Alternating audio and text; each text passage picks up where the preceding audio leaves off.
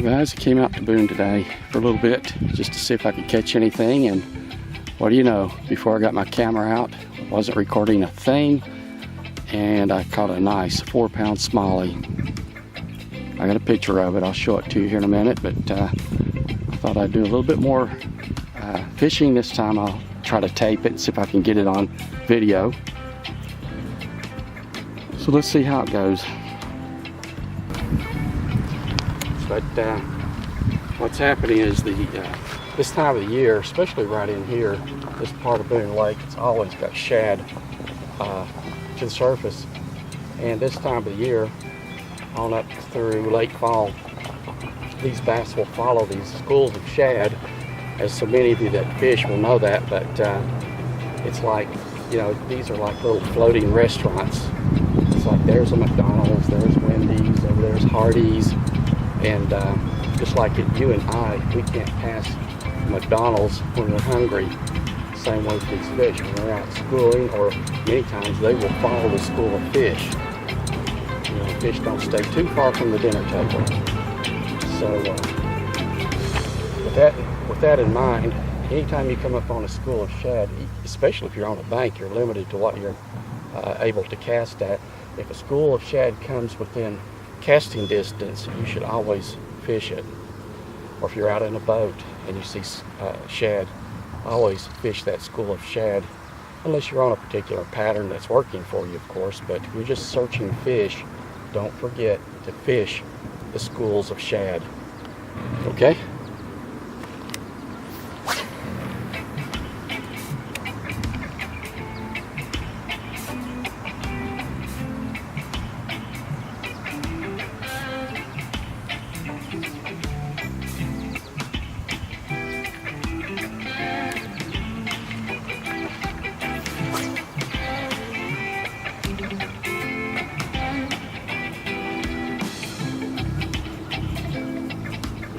Yeah, these shad are so thick you can actually feel your lure as it falls through them, or as you drag it through them. You can feel the lure bumping off the fish. Sometimes if you got like 2 sets of treble hooks, you'll catch a shad.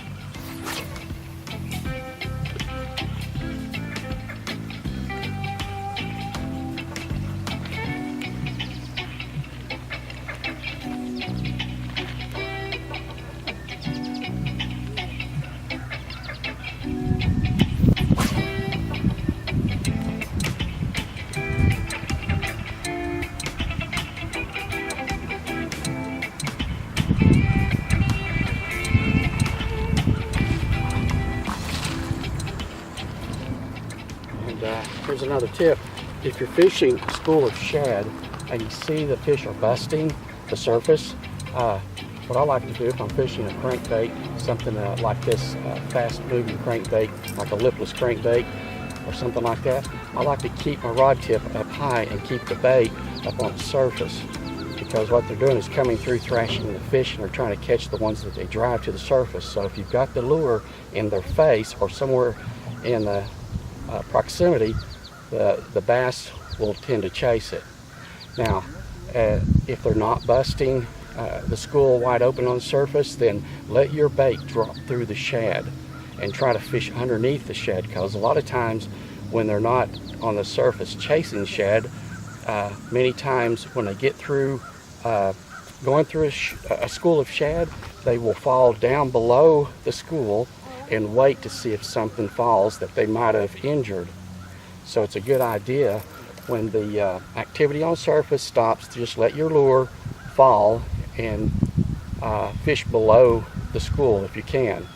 Now, sometimes I'll use like a fluke or a weightless rigged plastic, something like that, or swim bait. Then I let it drop through the shad, and that way it imitates that falling or injured minnow. That's just a tip. Give that a try.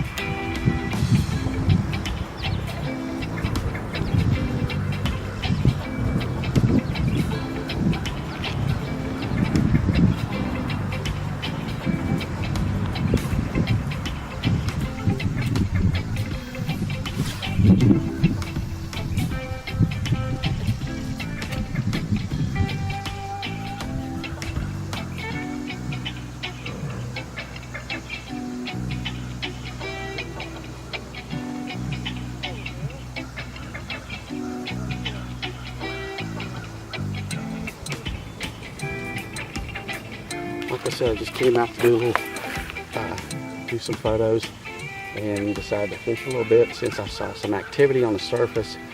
So I think I'll go in. It's getting a little warm. Maybe take a few more pictures here and there, but hopefully that will help you if you're out on the water trying to catch a few fish. Use the schools of shad as your target and let that be your pattern. So until then, I'll see you next time, and I will see you on the water. Have a good day.